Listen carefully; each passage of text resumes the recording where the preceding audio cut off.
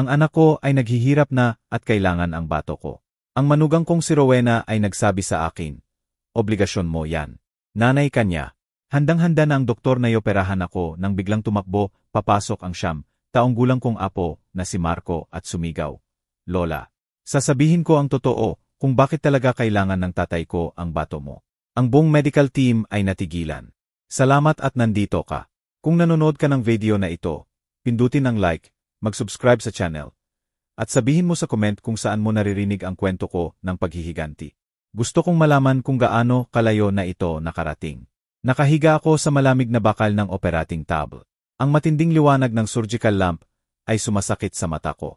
Sobrang liwanag, gusto ko sanang ipikit ng mahigpit, pero hindi ko magawa. Matigas ang buong katawan ko, at hindi dahil sa lamig, dahil sa parang may humihigpit sa lig ko na parang kapalaran mismo. Ang tuloy-tuloy na beep-beep ng heart monitor ang ritmo. Pero bawat tunog ay parang martilyo sa ulo ko. Naririnig ko ng malinaw ang bawat ingay sa kwarto. Ang kalantog ng mga metal na kasangkapan habang inaayos ng nurse. Ang kaluskos ng papel habang tinitingnan ni Yar Enriquez ang folder ko. At kahit ang mahinang bulungan sa kabilang side ng salamin, kung saan naroon ang manugang kong si Rowena kasama ang mga magulang niya. Sinusubukan kong itingin ang paningin ko sa malabong salamin. Naroon si Rowena. Nakapaltok ang mga braso sa dibdib. Matalimang tingin na parang labaha. May binubulong siya sa magulang niya, pero hindi inaalis ang mata sa akin. Parang utos iyon. Pirmahan mo na. Gawin mo na. Huwag kang magdalawang isip. Nakapirma na ako ng consent form para ibigay ang bato ko sa anak kong si Adan. Nandoon na siguro ang papel na iyon sa mesa ng doktor. Ang nanginginig kong pirma at ang hindi na mababago kong pangako. Hawak ng nurse ang syringe at nagniningning ang anesthesia sa ilalim ng ilaw. Ipininikit ko ang mata ko. Sinubukan kong huminga ng malalim, pero mabigat ang dibdib ko na parang tingga. Naiisip ko si Adan, ang panganay ko, na pinalaki ko at isinakripisyo ang buong buhay ko para protektahan. Nasa kabilang kwarto siya, mahina, naghihintay ng bato ko para mabuhay. Sinasabi ko sa sarili ko, tama ito. Bilang ina, kailangan kong gawin ito. Pero bakit ganito ang pakiramdam ko nang walang laman sa kaluluwa? Itong walang pangalang pangamba. Biglang may malakas na ingay na nakagulat sa akin. Bumukas ng malakas ang pinto ng operating room, at may malamig na hangin na pumasok. Nagpatunog at nagpaugas sa tray ng mga kasangkapan sa mesa. Parang huminto ang buong kwarto. Binuksan ko ang mata ko. Sinusubukang iangat ang ulo ko kahit hinahawakan ako ng mga strap. Ang 9 taong gulang kong apo, na si Marco, ay biglang pumasok na parang maliit na buhawi. Puro putik ang sneakers niya. Gusot ang uniforme pang eskwela, at nakakapit ang maliit niyang dibdib habang humihingal. Sa likod niya, takot na takot ang nurse na humahabol, sumisigaw, batang iyan, bawal dito. Diyos ko, tumigil ka.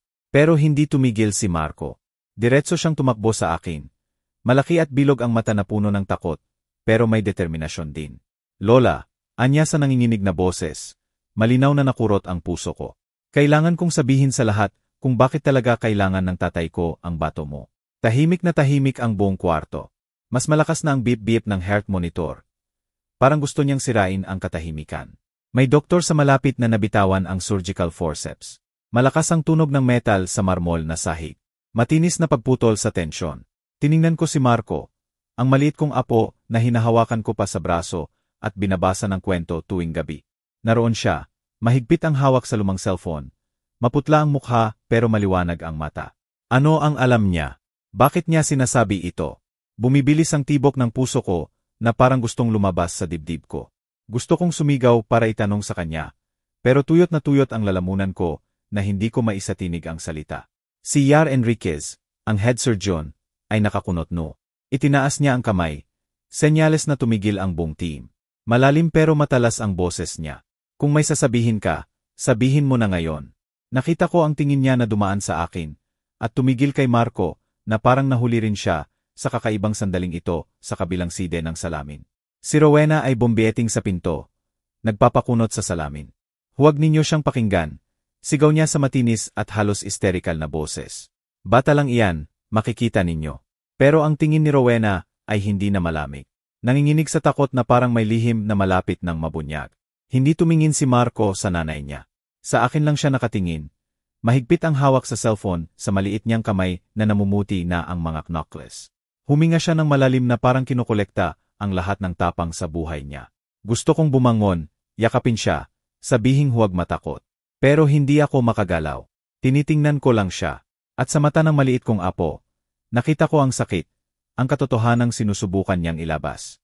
Sa sandaling iyon, habang huminto ang buong kwarto, parang bumuhos sa isip ko ang mga alaala ng nakaraan na parang avalanche. Noong akala ko sarado at puno ng pag-ibig at tiwala ang pamilya ko.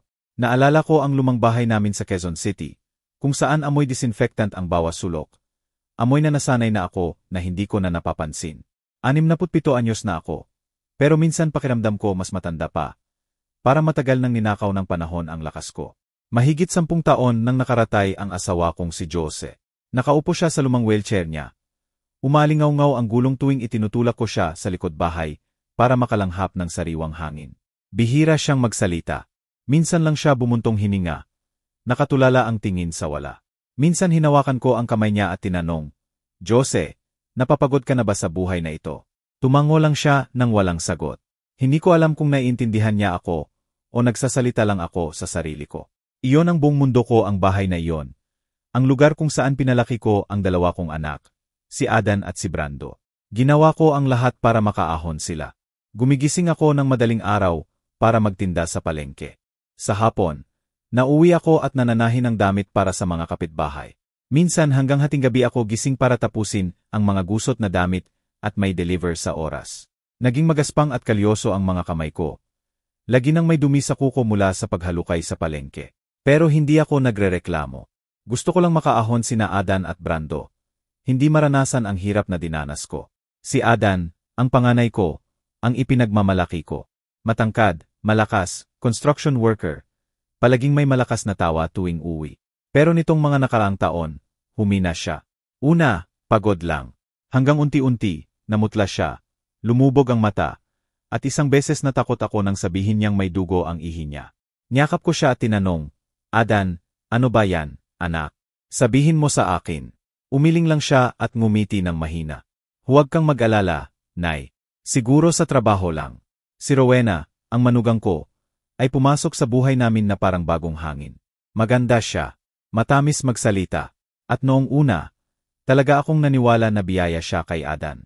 Inalagaan niya ito ng mabuti. Nagdadala ng gamot pa uwi, binabantayan ng pagkain. Pinapaalala ang eksaktong oras ng pag-inom ng gamot. Pinupuri ako ng mga kapitbahay.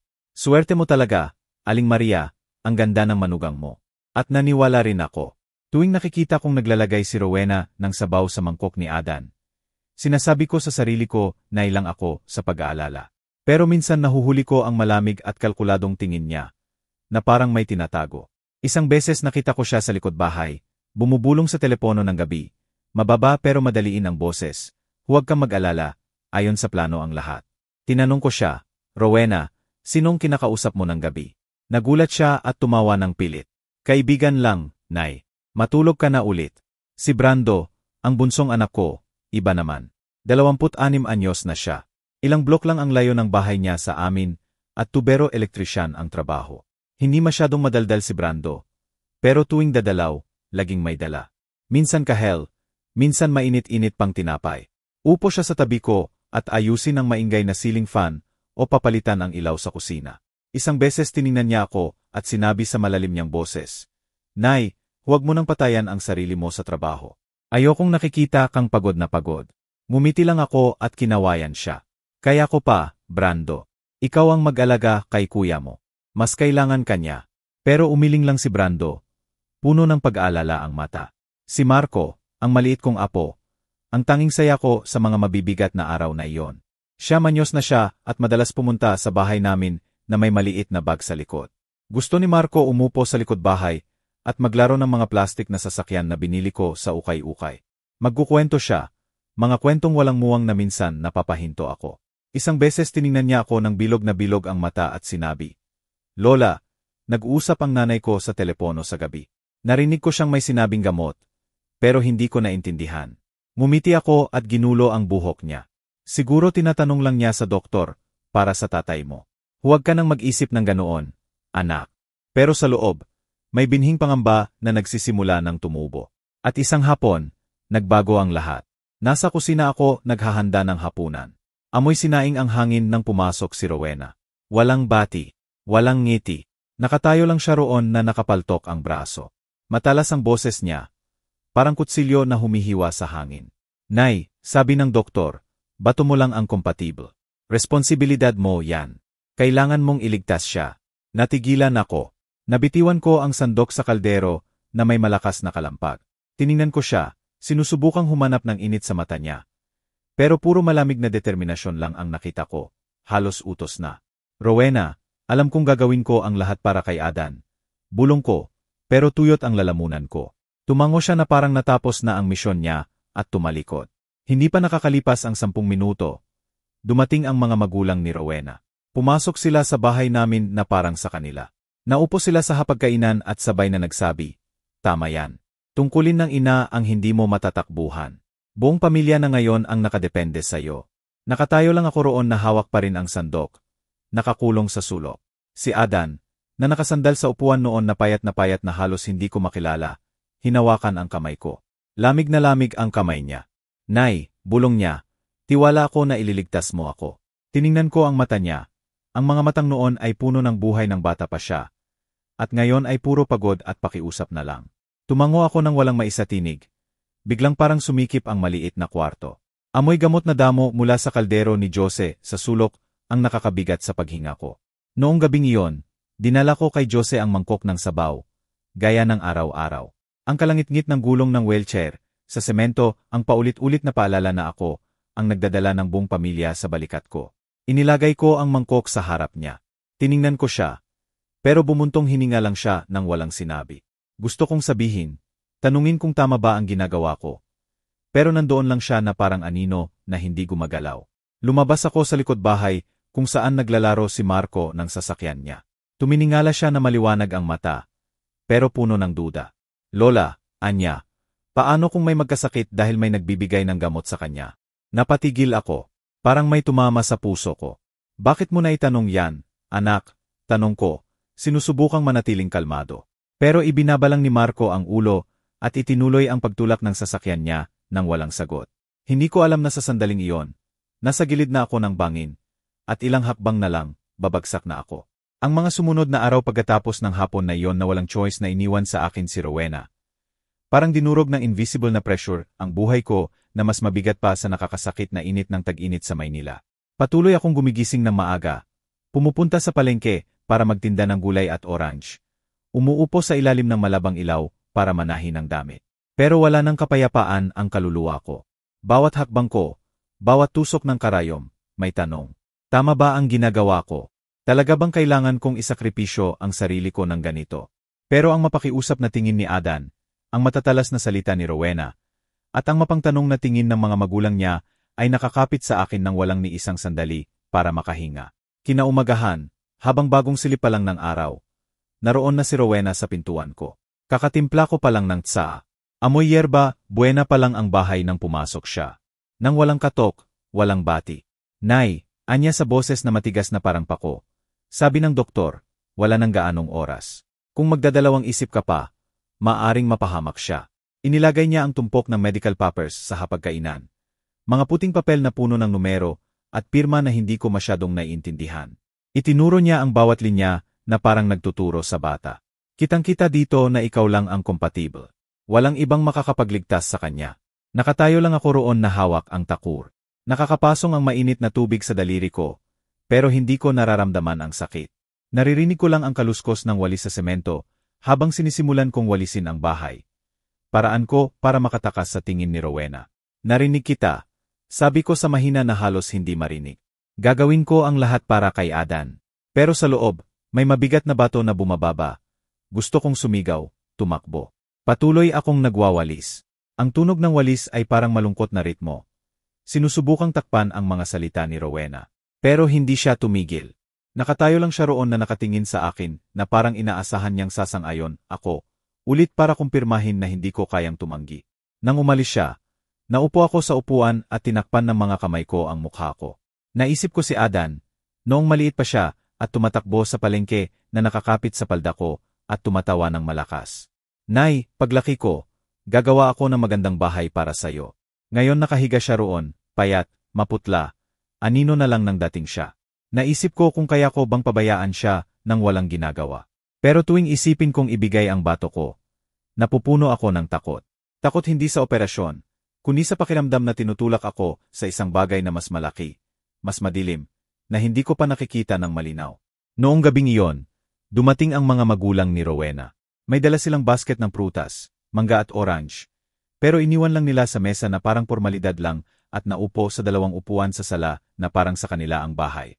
Si G. Cruz, ang tatay ni Rowena, umubo ng ilang beses at sinabi sa paos na boses, "Noong panahon ko, isasakripisyo ng magulang ang lahat para sa anak. Ipinagbili ng lola ko ang lahat ng lupa para mailigtas ang anak niya. Ngayon turn mo na, kailangan mong gawin din." Tumango si GNG. Cruz na matalas ang tingin na parang kutsilyo. "Kung tumanggi ka, madudungisan ang dangal ng pamilyang ito. Ano ang sasabihin ng mga kapitbahay? Sasabihin nilang hindi mo mahal ang anak mo, na hindi ka karapat-dapat maging ina." Nakatayo lang ako roon na nakakapit sa gilid ng mesa, nakakulong sa madilim na sulok. Gusto kong magsalita, tanungin kung bakit sa akin lang ang lahat ng pasanin. Pero hindi ko mabuka ang bibig. Ibinaba ko lang ang ulo at tumango ng bahagya na parang robot. Mabigat ang hapunan noong gabing iyon na parang libing. Si Rowena, na may peking alindog, naglagay ng manok sa plato ko. Pero malamig ang boses. "Nay, tipirin mo ang lakas mo para sa operasyon." Tiningnan ko ang manok sa plato ko, pero hindi ko malunok. Si Adan ay nakaupo sa harap ko. Payat na payat ang mukha at lubog ang mata. Sinubukan niyang ngumiti ng mahina. "Nay, alam kong ililigtas mo ako. Gaya ng lahat ng beses na iniligtas mo ako noong maliit pa ako." Parang kutsilyo sa puso ko ang mga salita niya. Naalala ko noong may mataas na lagnat siya at magdamag akong nagbantay na nagpupunas ng basang tela. O noong nahulog siya sa bisikleta at tumakbo ako para bendehe ang sugat niya. Lagi akong naroon. Lagi akong ina na handang gawin ang lahat. Pero bakit ngayon, natatakot ako ng ganito? Si Brando ay nakaupo sa sulok ng mesa. Tahimik na parang anino. Hindi siya kumakain. Hinalo-halo lang niya ang kutsara sa sabaw. Hindi inaalis ang mata kay Rowena.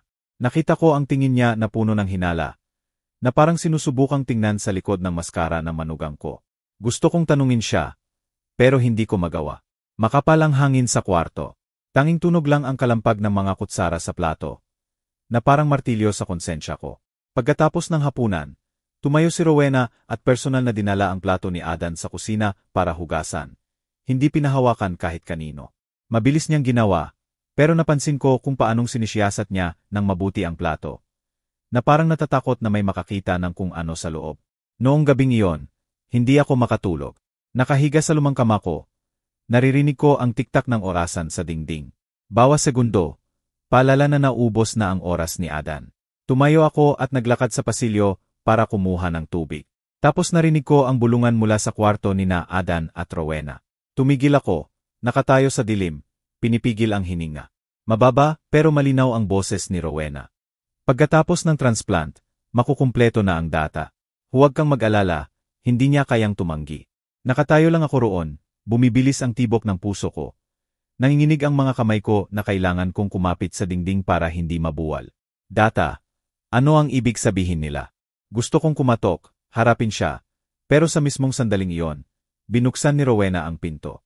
Nagulat siya nang makita ako at ngumiti ng pilit. "Gising ka pa, Nay." Tumatawag lang ako tungkol sa gamot niya. Tumango ako at tumalikod. Pero parang tinuhog ng tinik ang puso ko. Ang ngiti ni Rowena, ang boses niya, lahat ay peke, na parang maskara na nagtatago ng isang bagay na kakilakilabot. Sa mga sumunod na araw pagkatapos ng matindig na usapan kay Rowena at sa mga magulang niya, pakiramdam ko na namumuhay ako sa maulap na panaginip kung saan ang lahat ng pamilyar ay nagiging kakaiba at nakakatakot. Patuloy ako sa mga gawain ko, pumupunta sa palengke para magtinda, nananahin ng damit, nagpapakain sa asawa kong si Jose. Pero mekanikal na lang ang bawat galaw, walang kaluluwa. Mabigat ang puso ko, na parang may itim na ulong nakasabit sa ulo ko. At ang mga salita ni Rowena, ang mapakiusap na tingin ni Adan, umiikot sa isip ko nang walang kapahingahan. Pero isang hapon, nang dumating si Marco, ang 9 taong gulang kong apo, lumitaw ang unang bitak sa pader ng tiwala na sinusubukan kong panindigan. Pumasok si Marco na puro putik ang sneakers at malagkit pa sa pintura ang maliit niyang kamay mula sa art class. Iniwan niya ang lumang bag sa sulok, umupo sa sahig, at kinuha ang plastik na sasakyan na binili ko sa ukay-ukay noong 1 taon. Tiningnan ko siya, sinusubukang ngumiti, pero magulo ang isip ko. Lagi ng maliit na liwanag si Marco sa madilim kong mga araw. Sa mga kwento niyang walang muwang at malinaw na tawa. Pero noong araw na iyon, hindi siya ngumingiti. Itinulak-tulak niya ang sasakyan sa sahig na parang nawawala ang tingin. At biglang itinaas niya ang ulo at tinitigan ako. Lola, anya sa mababa pero malinaw na boses.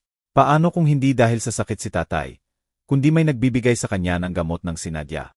Natigilan ako na parang sinampal. Halos mabitawan ko ang kutsara, pero napigilan ko, nanginginig. Bakit mo naman nasabi yan, Marco? Tanong ko, sinusubukang manatiling kalmado, pero bumibilis ang tibok ng puso ko.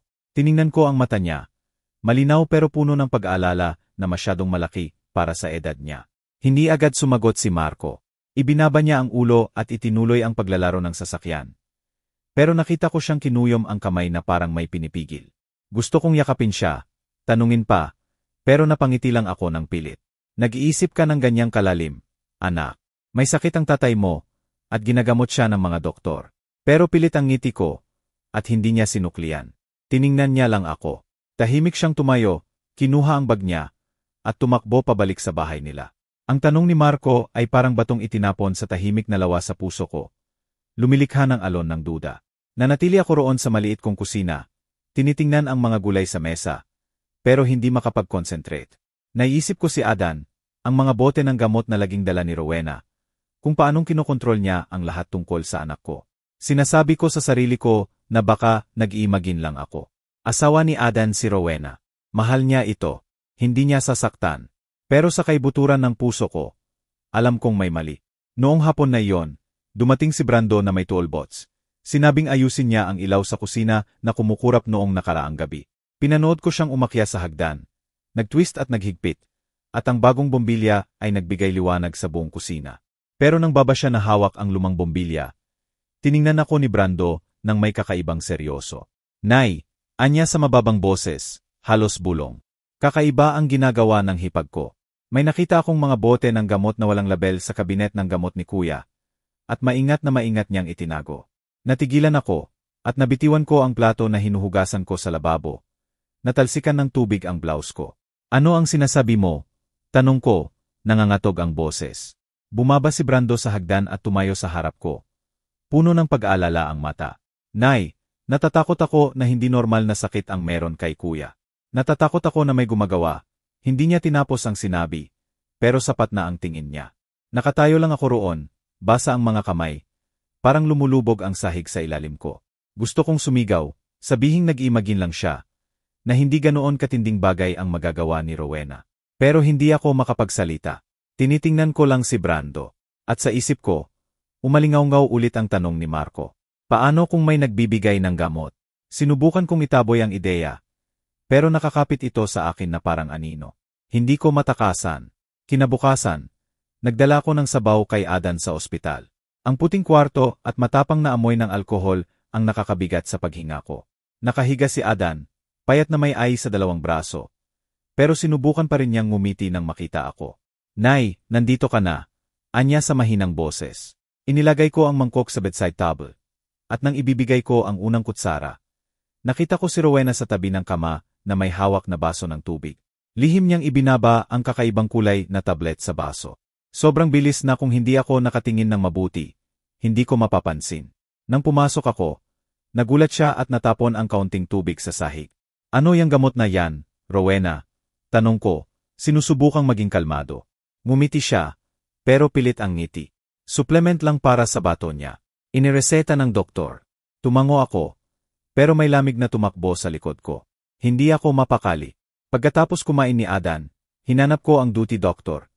Isang lalaking middle-aged na may makapal na salamin. Docs, tanong ko sa nanginginig na boses. May bagong inireseta ba kayong supplement para sa bato ni Adan? Nagulat siya at tiningnan ang folder. Wala po. Wala kaming bagong inireseta. Sapat na ang kasalukuyang gamot. Natigilan ako sa sagot niya. Nakatayo ako sa halway ng ospital na naririnig ang announcement sa loudspeaker. Pero blanko ang isip ko. Nagsinungaling si Rowena. Ano yung tablet na yon? Bakit kailangan niyang itago? Sa paglubog ng araw, dumating ulit si Marco sa bahay ko.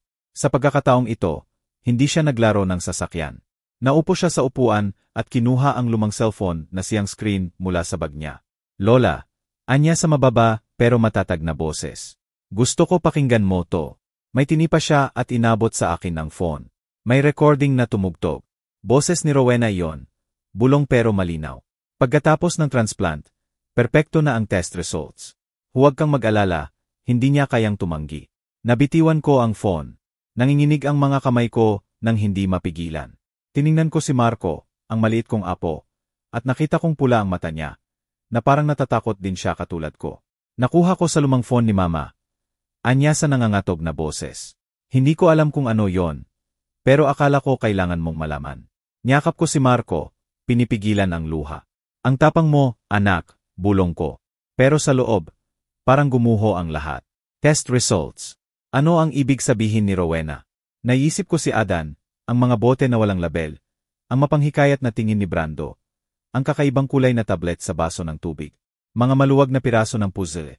Pero unti-unti nang nagkakasama-sama, bumubuo ng larawang ayaw kong direktang tingnan. Noong gabing iyon, hindi ako nakatulog.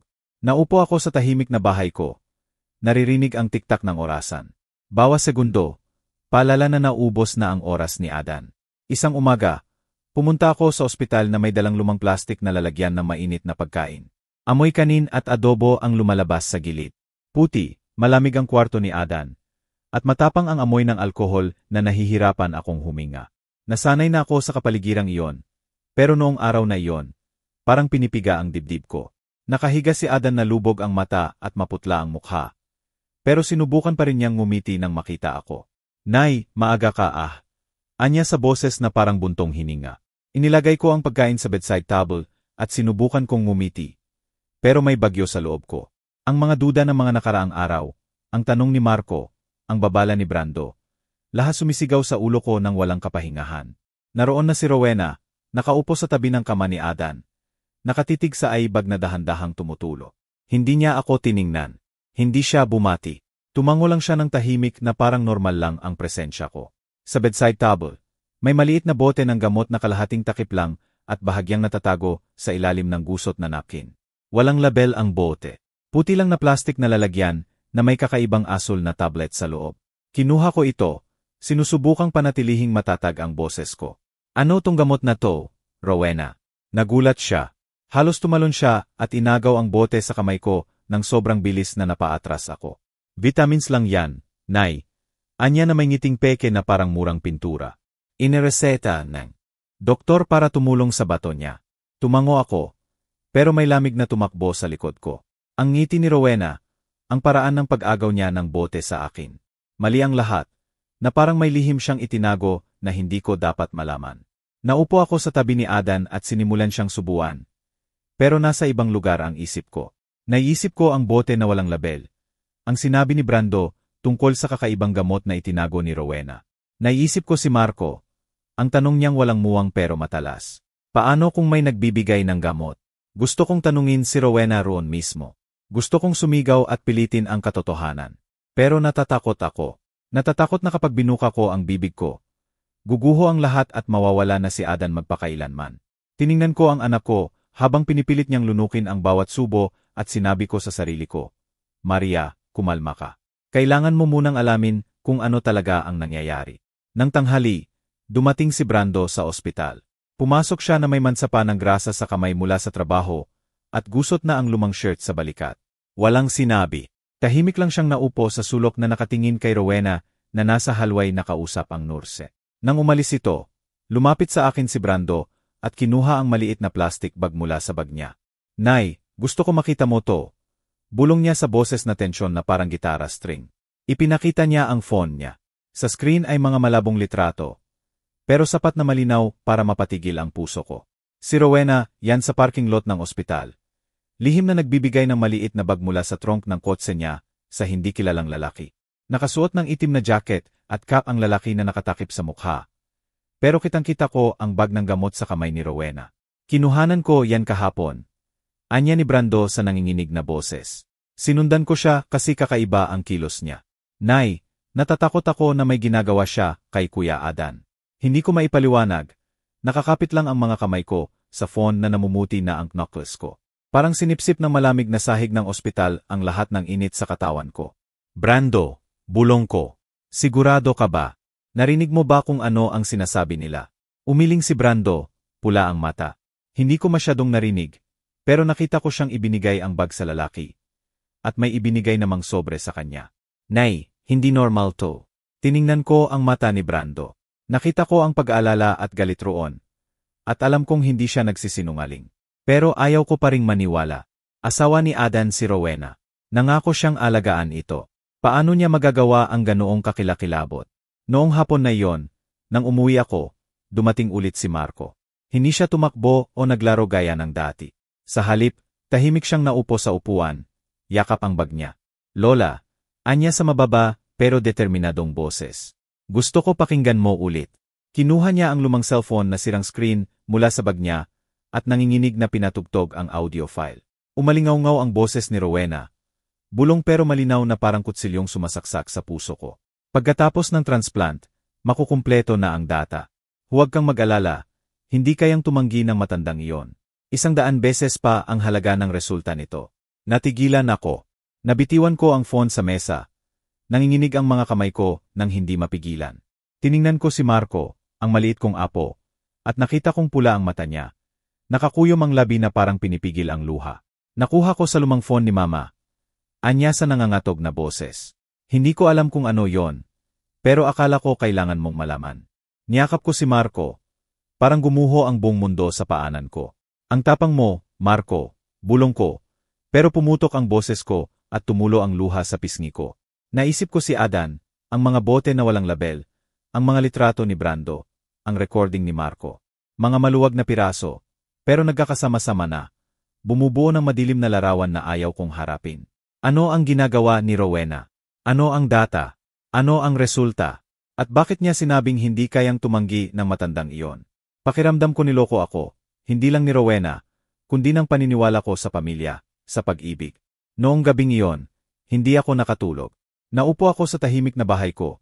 Naririnig ang siyen ng ambulansya sa kalsada. Ang pulang at asul na ilaw na kumikislap sa bintana na parang hiwa sa kaluluwa ko. Naisip ko si Adan, kung paanong humihina siya araw-araw. Ang mga kakaibang gamot, ang kalkuladong bulong ni Rowena. Naisip ko si Brando, ang hinala at pag-alala sa mata niya.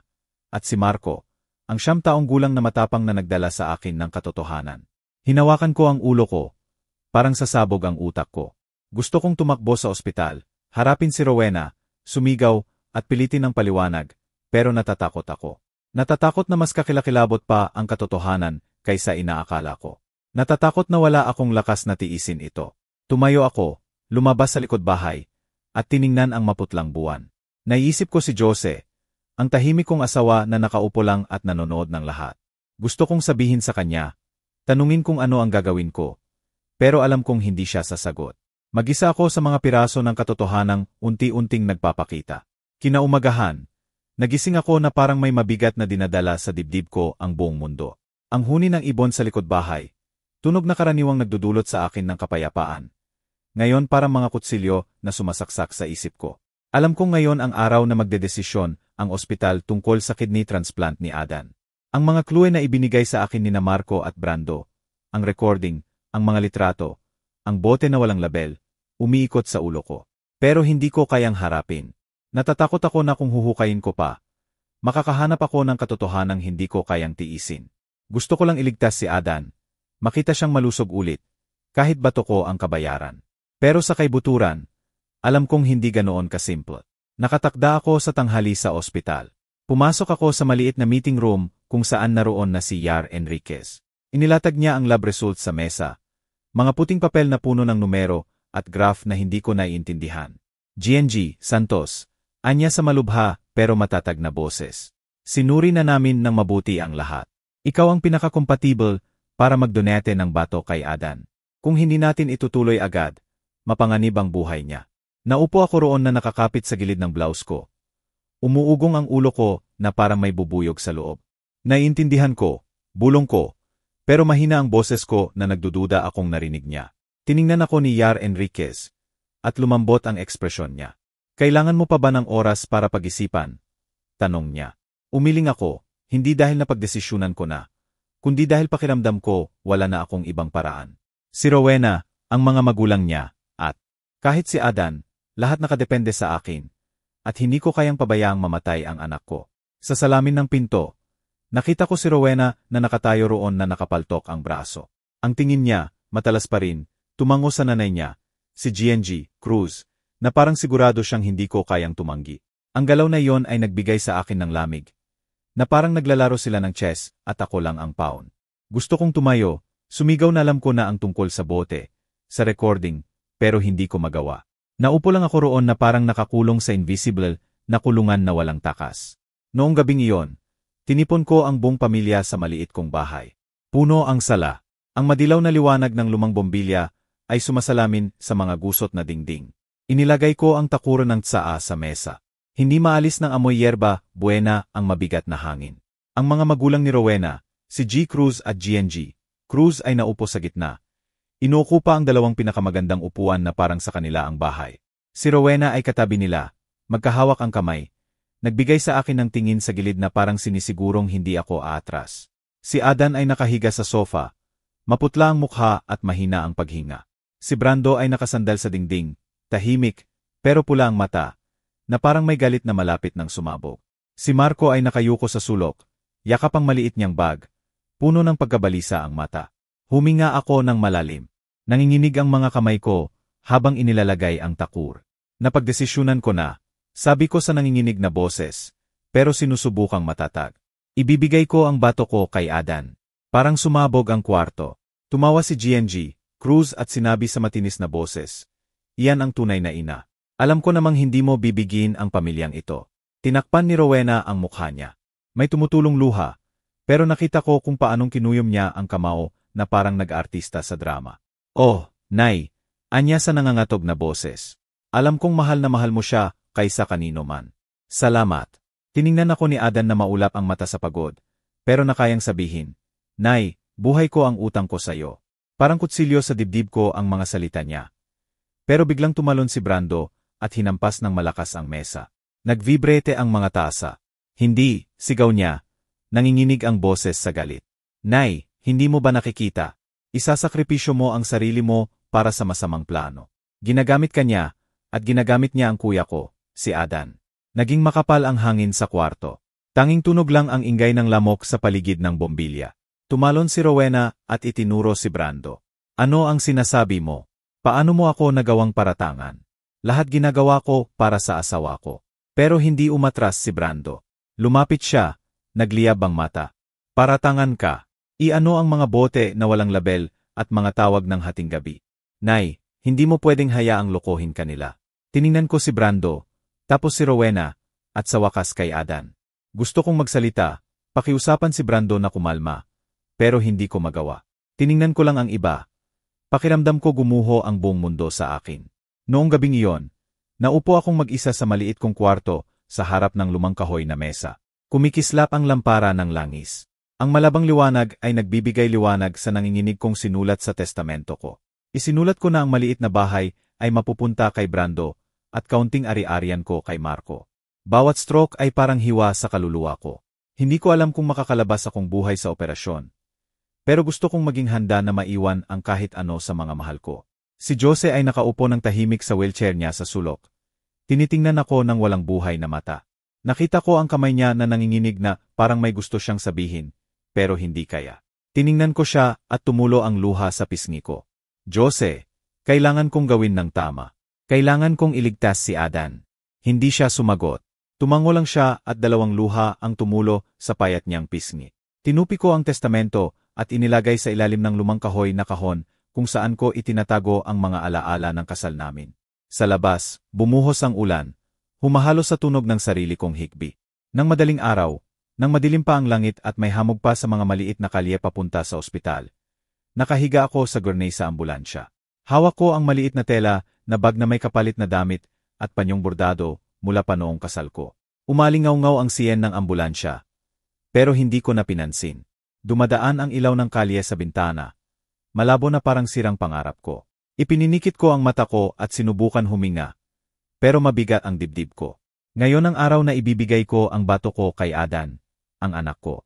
Napagdesisyunan ko na. Naisulat ko na ang testamento ko. Naghanda na ako sa isip, pero magulo pa rin ang puso ko, na parang papasok ako sa bangungot na hindi ko magising.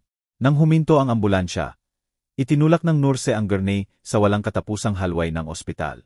Ang kaluskos ng gulong sa tiles ay parang martilyo sa ulo ko. Si Rowena ay naglalakad sa likod ko. Magaan pero matatag ang hakbang niya, parang bantay. Huwag kang mag-alala, Nay. Anya sa mababa pero matalas na boses. Pagkatapos ng operation, magiging maayos na ang lahat. Tiningnan ko siya sa gilid ng mata ko at nakita ko ang kidlat ng tagumpay sa mata niya, na parang napanalunan na niya ang laban. Ang ngiti niya ay nagbigay sa akin ng lamig, hindi sa sipon, kundi sa pakiramdam na ginagabayan ako sa plano kung saan paon lang ako na walang sariling kalooban. Sa reception, naroon na ang mga magulang ni Rowena, si G. Cruz at GNG Cruz. Bihis na bihis sila. Si G. Cruz sa lumang pero plansadong suit at si GNG Cruz sa matingkad na pulang damit, na parang pupunta sa malaking okasyon at hindi sa operasyon. Hinawakan nila si Rowena sa braso at binati ang mga doktor ng sobrang palakaibigan, na parang matagal na nilang kilala. Narinig ko si GNG Cruz na tumawa ng malakas habang sinasabi sa batang doktor, "Salamat sa lahat ng suporta, Doc. Hindi namin makakalimutan ang pabor na ito." Nakatayo lang ako roon na hawak ang tela na bag ko. Pakiramdam ko estranghero sa sarili kong kwento. Si Adan ay dinala na sa waiting room. Pinayagan akong makita siya bago pumasok sa operating room. Malamig ang maliit na kwarto at puno ng ai ang payat niyang braso. Maputla ang mukha niya, lubog ang mata.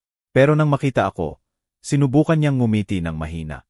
"Nay, salamat," bulong niya, putol ang boses sa pagod. Hinawakan ko ang kamay niya.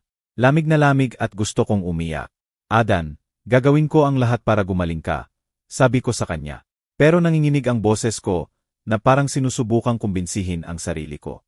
Tiningnan ko ang mata ng anak ko. Nakita ko ang lubos na tiwala roon at naisip ko, tama ba ang ginagawa ko, o isinasugal ko ang buhay ko para sa bagay na hindi ko lubos na naiintindihan. Biglang tumakbo papasok si Brando, na may mansa pa ng grasa sa kamay mula sa trabaho. Humihingal siya. Basa ng pawis ang shirt niya, na parang tumakbo ng malayo. "Nay, huwag mong gawin," anya. Halos nakikiusap habang hinawakan ako sa balikat. "Pakisuyo, huwag mong ibigay ang bato. May mali." Tiningnan ko si Brando. Nakita ko ang pula niyang mata na puno ng galit at pag-aalala. Gusto kong sabihin na napagdesisyunan ko na hindi ko kayang pabayaang mamatay si Adan. Pero hindi lumabas ang mga salita. Hinawakan ko lang ang kamay niya, pinisil ng mahina, at hinayaan akong dalhin ng nurse. Naiwan si Brando roon na walang magawa, sumisigaw sa likod ko, "Nay, pakinggan mo ako." Pero hindi ako lumingon. Hindi ko kayang lumingon dahil natatakot ako na kung titingnan ko ang mata ni Brando, guguho ako. Mahaba at malamig ang halway ng ospital. Matapang ang amoy ng alkohol, nakakasuka. May impersonal na boses sa loudspeaker. Operating room number 3, ihanda para sa kidney transplant. Dinala ko sa changing room kung saan nilagyan ako ng nurse ng cap at mask. Ang malamig na asul na gown na isinusuot sa akin ay palala na mawawalan ako ng bahagi ng katawan ko. Tiningnan ko ang sarili ko sa salamin. Nakita ko ang payat kong mukha, mata na may madilim na bilog. Tinanong ko ang sarili ko, "Maria, ano ang ginagawa mo? Sigurado ka bang tama ito?" Pero lumitaw sa isip ko ang imahe ni Adan sa hospital bed, at kinagat ko ang ngipin at nagpatuloy. Habang naglalakad sa halway, nakita ko si Rowena at GNG Cruz na nakatayo sa tabi ng salamin na bintana na kausap ang hindi kilalang lalaki. Nakasuot ng itim na jacket at cap na nakatakip sa mukha. Kapareho ng lalaki sa litrato na ipinakita sa akin ni Brando. Nakita ko si Rowena na nag-abot ng sobre, at mabilis itong isinuksok ng lalaki sa bulsa ng jacket. Bumibilis ang tibok ng puso ko. May malamig na pawis na tumulo sa likod ng lig ko. Ano ang ginagawa nila? Ano ang laman ng sobre na iyon? Gusto kong tumigil, sumigaw, at pilitin ang sagot. Pero hinawakan ng nurse ang braso ko, at inakay ako papasok sa operating room. Sa loob ng operating room, ang puting liwanag ay sumasalamin direkta sa mata ko. Sobrang liwanag na kailangan kong kurapin. Naroon si Yar Enriquez. Seryoso pero kalmado ang mukha. "Handa na ang lahat, GNG Santos," anya sa malalim na boses. "Relax lang po." Tumango ako, pero matigas ang katawan ko. Nilagay ng nurse ang electrode sa dibdib ko, at ang bip-bip ng heart monitor ay tuloy-tuloy. Pero bawat tibok ay parang babala. Lumitaw si Rowena sa kabilang side ng salamin.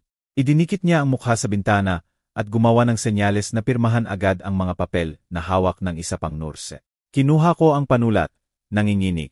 Dumaloy ang tinta sa papel. Nang pumirma ako, pakiramdam ko pinirmahan ko ang sarili kong sentensya ng kamatayan. Tiningnan ko ang malabong pirma ko. Naisip ko ang testamento na isinulat ko kagabi, si Brando, si Marco, at naisip ko, ito na kaya ang huling beses na konsyus ako. Habang handa nang iturok ng doktor ang anesthesia, mabilis ang tibok ng puso ko. May malamig na pawis na tumulo sa likod ko. Ipininikit ko ang mata ko. Sinubukan kong huminga, pero umiikot sa ulo ko ang mga imahe ni Adan, Brando, Marco, at Rowena. Naisip ko ang recording ni Marco, ang bote na walang label ni Brando, ang litrato. Gusto kong itigil ang lahat, pero hindi ko magawa. Napunta na ako ng ganoon kalayo. Nakapirma na ako. Pumasok na ako sa kwarto na ito. Nakahiga lang ako roon. Naghihintay na may takot na lumulunod sa puso ko. Pero noon, habang ituturok pa lang ng nurse ang anesthesia, may malakas na tunog na nagpayanig sa buong kwarto. Bumukas ng malakas ang pinto. Ang tunog ng bisagra ay pumunit sa hangin. Lahat ng doktor at nurse ay nagulat. May mga biglang tumalikod na may takot sa mata. Pumasok si Marco na parang maliit na buhawi. Puro putik pa rin ang sneakers niya. Gusot ang uniforme pang eskwela at nakakapit ang maliit niyang dibdib habang humihingal. Mahigpit ang hawak niya sa lumang cellphone na sirang screen na parang pinakamahalagang bagay sa mundo. May nurse na tumakbo sa likod niya, sumisigaw ng desperado. Batang iyan, bawal dito. Diyos ko, tumigil ka. Pero hindi tumigil si Marco. Diretso siyang tumakbo sa akin. Malaki at bilog ang mata na puno ng takot. Pero nagnininga sa determinasyong hindi ko pa nakita sa bata. Lola, anya sa nanginginig na boses. Pero malinaw na nagpatigil sa lahat sa kwarto.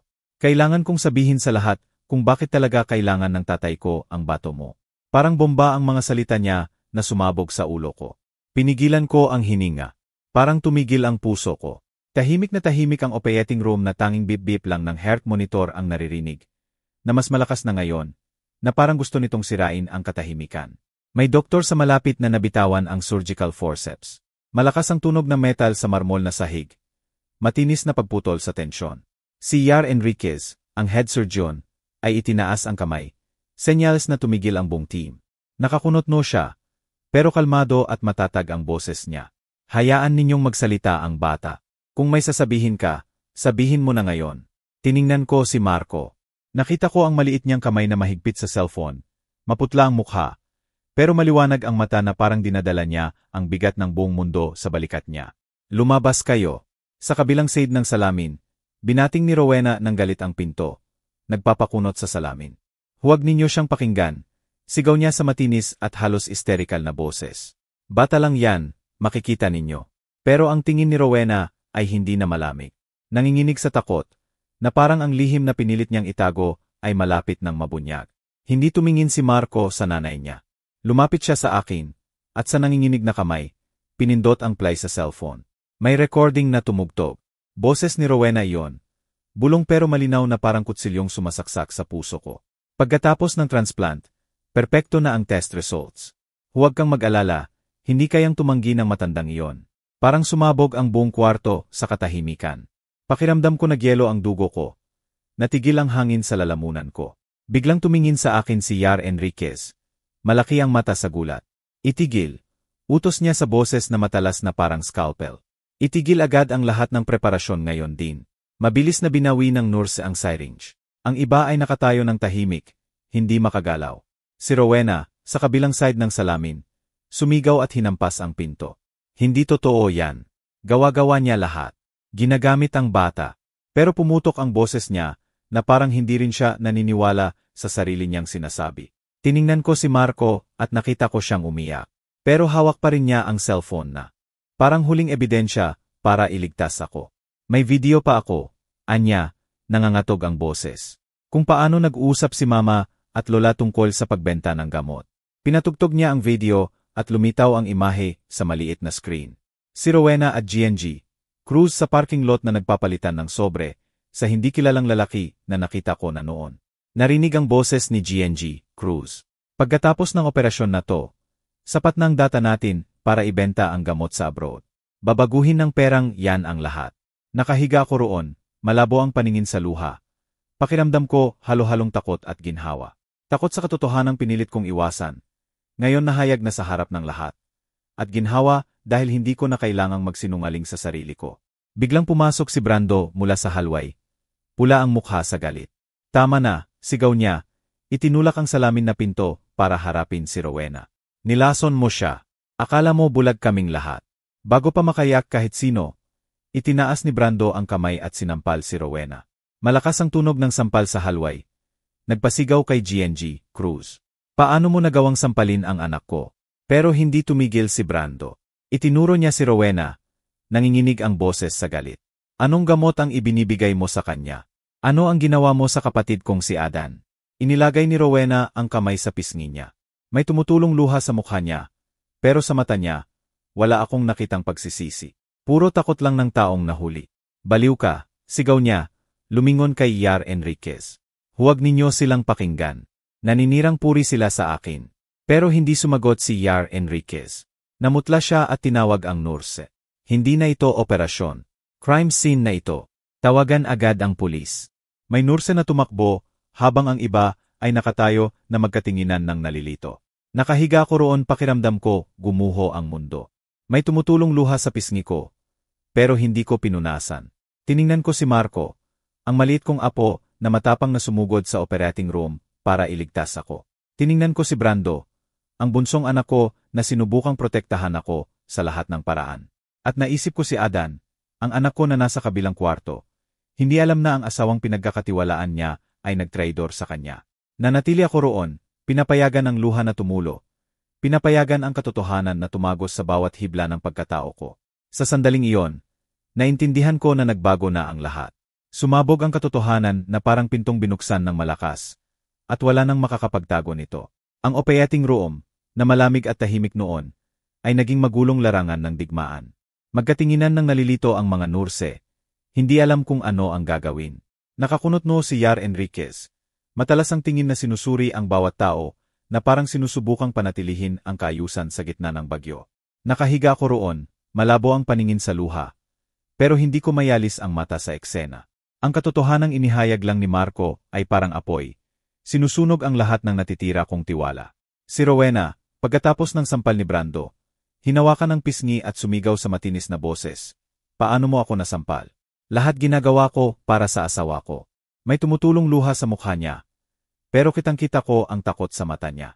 Hindi ito sakit ng asawang inaapi, kundi takot ng taong nahuli. Lumingon siya sa mga magulang niya. Hinawakan ang blouse ni GNG, Cruz, nangangatog ang boses. Wala akong ginawang mali. Gusto ko lang iligtas si Adan. Tay, Nay, sabihin ninyo. Pero si G. Cruz at GNG, Cruz ay nakatayo lang roon. Maputla ang mukha, walang maisatinig. Si GNG, Cruz, nalagi ng matapang at mandona. Ngayon kinuyom lang ang kamay. Kinagat ang labi para pigilan ang panginginig. Biglang hinampas ni GNG, Cruz ang sahig ng tungkod niya. Malakas ang tunog ng kahoy sa tiles. At itinuro ako ng direkta. Ikaw ang may gawa nito. Ginamit mo ang apo mo para mag-imbento ng kasinungalingan tungkol sa akin. Masamang matanda. Parang sinaksak sa puso ko ang mga salita niya. Gusto kong sumigaw, sabihin na hindi ko ginamit ang kahit sino. Na anak niya ang nantraidor sa pamilya ko. Pero may bukol sa lalamunan ko at hindi ako makapagsalita. Nakatayo lang ako roon na tinitingnan siya. Pakiramdam ko nakakulong sa madilim na lugar kung saan nilalait ang lahat ng taon ko ng sakripisyo. Si G. Cruz, ang tatay ni Rowena, bumulong ng lihim sa doktor na kilala niya na malapit lang. Sa mababa pero madaliin na boses. Pakisuyo, ituloy na ang operasyon. Ayusin namin ang lahat. Kailangan lang matapos ito. May isinuksok siyang sobre sa kamay ng doktor. Pero agad na lumapit si Yar Enriquez na may boses na malamig na parang yelo. Dito ang batas ang magdedesisyon, hindi pera. Inagaw niya ang sobre, ibinato sa sahig, at inutusan ang nurse. Isara ang mga pinto. Walang makakalabas. Ipapalam ko agad sa pamunuan ng ospital. Matatag ang tunog ng hakbang niya. Parang deklarasyon na wala ng kontrol ang lahat. Mula sa hallway, sumugod si Brando sa operating room. Hindi pinansin ang pagpigil ng nurse. Hinawakan niya ako sa balikat, pula ang mata, at sumigaw. Nay, huwag mong ibigay ang bato. Plano nila lahat yan. Nilason niya ang kuya ko. Hindi mo ba nakikita, Nay? Nanginginig ang boses ni Brando. Puno ng galit at sakit. Tiningnan ko ang mata niya at nakita ko ang desperasyon ng anak na sinusubukang protektahan ang ina. Gusto kong magsalita, aliwin siya, pero hindi ko magawa. Nakatayo lang ako roon. Pakiramdam ko gumuho ang mundo sa ilalim ng paa ko. Mula sa preparation room sa kabilang kwarto, narinig ang mahina at magulong boses ni Adan. Ano ba yang nangyayari? Bakit sila nag-aaway? Sinubukan niyang maupo, nahihirapan huminga. Nanginginig ang ay sa braso niya sa galaw. Narinig ko ang boses ng anak ko, at parang binasag sa libo-libo ang puso ko. Walang alam si Adan. Hindi niya alam na ang asawang minahal niya, ang pinagkakatiwalaan niya, ang naglagay sa buong pamilya sa madilim na sabuatan. Gusto kong tumakbo sa kanya, yakapin, sabihin na magiging maayos ang lahat. Pero hindi ako makagalaw. Nakahiga lang ako roon na may tumutulong luha. Pakiramdam ko napunit sa pagitan ng pag-ibig ko kay Adan at ng kakilakilabot na katotohanang nahayag lang. Si Marco, na nakatayo sa tabi ko, sumabog sa iyak, pero itinaas pa rin niya ang cellphone at sinabi sa nangangatog na boses, may isa pa akong video. Kung paano nagbibigay si mama ng gamot kay Lola. Pinatugtog niya ang video at lumitaw ang imahe sa maliit na screen. Si Rowena at GNG, Cruz sa parking lot na nagpapalitan sa hindi kilalang lalaki. Malinaw at malamig ang boses ni GNG, Cruz. Kung successful ang transplant, may bebenta na natin ang gamot sa abroad. Sa perang iyon, malalaonder natin ang lahat ng maruming kita. Tahimik na tahimik ang buong kwarto. May nurse na tinakpan ang bibig. Malaki ang mata sa gulat. Si Yar Enriquez ay natigilan. Mahigpit ang hawak sa folder na parang pinipigilan ang galit niya. Si Rowena, sa gulat, sumugod para agawan si Marco ng cellphone. Sinusubukang ihagis sa sahig. Hindi, gawa-gawa yan, sigaw niya, putol ang boses. Pero mas mabilis si Brando. Inagaw niya ang phone at itinulak si Rowena, na nahulog sa sahig. Lumipad ang isa niyang takong. Tumalbog sa sahig ng may malakas na tunog, na parang huling tuldok sa dramang inorkestra niya. Tumahimik ka, sigaw ni Brando, pula ang mukha sa galit. Akala mo niloloko mo ang lahat. Ano ang ginawa mo sa kapatid kong si Adan? Si Rowena ay nakaupo sa sahig, magulo ang buhok, pero may kidlat pa rin ng katigasan sa mata. Wala akong ginawa. Naninirang puri kayo. Dumating ang security ng ospital. Dalawang lalaki sa uniforme ang pumasok ng seryoso ang mukha. Lumapit sila kina Rowena, G. Cruz, at GNG Cruz, hindi binigyan ng pagkakataon na makariyak. Si GNG Cruz ay nangangalumbaba pa sa tungkod na nanginginig ang kamay. Taksil, sinira mo ang pamilyang ito. Itinuro niya ako, pero pumutok ang boses niya na parang alam na niyang tapos na ang lahat. Si Rowena ay mahigpit na hinawakan. Gumigil siya. Bitawan ninyo ako. Wala akong ginawang mali. Pero ang tingin niya ngayon ay puro desperasyon ng taong nasakote. Nakahiga ako roon ng tahimik, malamig ang katawan, pero malaki ang mata. Nanonood sa katotohanang nagbubukas sa harap ko. Nang isara ang pinto ng operating room sa likod ng pulis. Ang sigaw ni Rowena at mga magulang niya ay umalingaw-ngaw pa sa halway ng ospital. Pero sa akin, nawala na sila sa hangin na parang bangungot na nawawala.